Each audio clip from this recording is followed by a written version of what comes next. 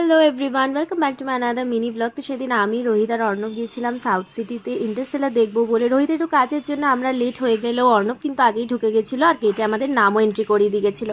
আমরা মোটামুটি আধ ঘন্টা লেট ছিলাম।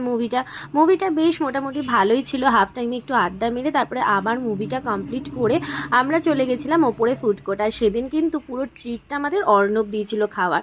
অনেক কিছুই অর্ডার করলো, আমি কিন্তু আমার ফেভারিট সিজলারটাই অর্ডার করেছিলাম। আমার সত্যি কথা বলতে সিজলার খেতে বেশ ভালো লাগে। আর ওরা কেএফসি আর ডমিনোজ অর্ডার করেছিল। তারপর ওরা বললো যে আমরা বাস্কিন রবিন্সে আইসক্রিম খাবো। আর আইসক্রিম নেওয়ার পর ওদের খালি রিভিউটা শোনো। এর আইসক্রিম খেয়ে বাস্কিন রবিন্সে কেমন লাগছে? বল বল বল বল অর্ণব, কেমন লাগছে? আমি তো ওদেরকে বলছিলাম এত টাকাতে আইসক্রিম কিনে যদি বলিস ভালো লাগছে না তাহলে তো আর কিছু বলার নেই। তারপরে আমরা প্যান্টালুন্স ঘুরে অর্ণবকে ড্রপ করে বাড়ি ফিরলাম। ভিডিওটা ভালো লাগলে চ্যানেলটা সাবস্ক্রাইব করে